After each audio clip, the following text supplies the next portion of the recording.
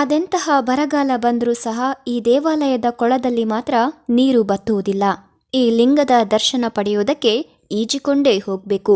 ಹೌದು, ಕೋಟಿ ಲಿಂಗವಾಗುವುದಕ್ಕೆ ಒಂದೇ ಒಂದು ಲಿಂಗ ಕಡಿಮೆಯಾದ ಕಾರಣ ಈ ಕ್ಷೇತ್ರ ಕಾಶಿಯಾಗುವ ಅವಕಾಶವನ್ನ ಕಳೆದುಕೊಂಡಿತ್ತು ಅಂತ ಇಲ್ಲಿನ ಇತಿಹಾಸ ಹೇಳುತ್ತೆ. ಬರಗಾಲ ಉಂಟಾಗಿ ಎಲ್ಲಾ ಕಡೆ ನೀರು ಬತ್ತಿದ್ದರೂ ಸಹ ಈ ದೇವಾಲಯದ ಕೊಳದಲ್ಲಿ ಮಾತ್ರ ನೀರು ಬತ್ತುವುದಿಲ್ಲ. ನೀರು ಯಾವಾಗಲೂ ತುಂಬಿಕೊಂಡೇ ಇರುತ್ತೆ.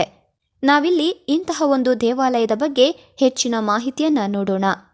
ಕರ್ನಾಟಕ ರಾಜ್ಯದ ಬಾಗಲಕೋಟೆ ಜಿಲ್ಲೆಯ ಬಾದಾಮಿಯಿಂದ 14 ಕಿಲೋಮೀಟರ್ ಸಾಗಿದ್ರೆ ಮಹಾಕೂಟ ಸಿಗುತ್ತೆ. ಈ ದೇವಾಲಯವನ್ನ ದಕ್ಷಿಣ ಕಾಶಿ ಅಂತ ಕರೆಯಲಾಗುತ್ತೆ. ಪ್ರಾಚೀನ ದೇವಾಲಯಗಳ ಕೂಟ ಇದಾಗಿದೆ. ಇಲ್ಲಿ ಹಸಿರಿನಿಂದ ಕೂಡಿದ ಬೆಟ್ಟಗಳ ನಡುವೆ ಗುಡಿಗಳ ಗುಂಪು ಇದೆ.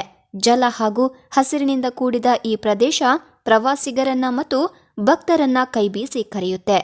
ನಾನಾ ದೇವರುಗಳು ಒಂದೇ ಆವರಣದಲ್ಲಿ ಇದ್ದು ಈ ಭಾಗದ ಜನರಿಗೆ ದಕ್ಷಿಣ ಕಾಶಿ ಎಂದೇ ಪ್ರಸಿದ್ಧಿ ಪಡೆದಿದೆ. ನಾನಾ ಲಿಂಗಗಳ ಕೂಟವಾದ ಇದು ಮಹಾನ್ ಲಿಂಗವೆಂದೇ ಕರೆಯಲ್ಪಡುತ್ತೆ.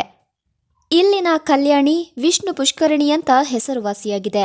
ಶಿವ, ವಿಷ್ಣು, ಸರಸ್ವತಿ, ವೀರಭದ್ರ ಇನ್ನಿತರ ದೇವರುಗಳ ಕಲೆ ಇಲ್ಲಿ ನೋಡುಗರನ್ನ ಮೂಕ ವಿಸ್ಮಿತಗೊಳಿಸುತ್ತೆ. ಇಲ್ಲಿಯ ಈಶ್ವರನನ್ನ ಮಹಾಕೂಟೇಶ್ವರ ಅಂತ ಕರೆಯಲಾಗುತ್ತೆ. ಈ ದೇವಾಲಯ ದ್ರಾವಿಡ ಶೈಲಿಯನ್ನ ಹೊಂದಿದೆ. ವಿಷ್ಣು ಪುಷ್ಕರಣಿ ದಡದಲ್ಲಿರುವ ಸಂಗಮೇಶ್ವರ ದೇಗುಲ ವಾಸ್ತುಶಿಲ್ಪ ಶೈಲಿಯಿಂದ ಕೂಡಿದೆ. ಬಯಲು ಸೀಮೆಯಲ್ಲಿ ಬೇಸಿಗೆ ಕಾಲ ಬಂತೆಂದ್ರೆ ಸಾಕು, ಹಳ್ಳ ಕೊಳ್ಳಗಳು ಬತ್ತಿ ಹೋಗುತ್ತೆ.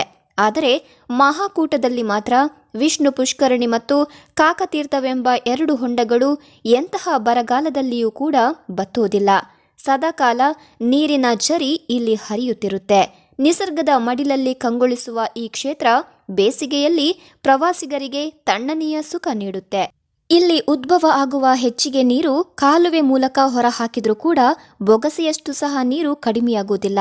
ಹೊಂಡದಲ್ಲಿ ಈಶ್ವರನ ಲಿಂಗವಿದ್ದು ನೀರಿನಲ್ಲಿ ಮುಳುಗಿ ಲಿಂಗದ ದರ್ಶನ ಮಾಡುವುದು ಒಂದು ವಿಶೇಷವಾಗಿದೆ. ಪುಷ್ಕರಣಿ ಹೊಂಡದ ಮಧ್ಯದಲ್ಲಿ ತುಂಬಾ ವಿಶೇಷವಾದ ಚತುರ್ಮುಖ ಲಿಂಗವಿದೆ. ಇದನ್ನ ಅಗಸ್ತ್ಯ ಮುನಿಗಳು ನಿರ್ಮಿಸಿದ್ರು ಅಂತ ಹೇಳಲಾಗುತ್ತೆ.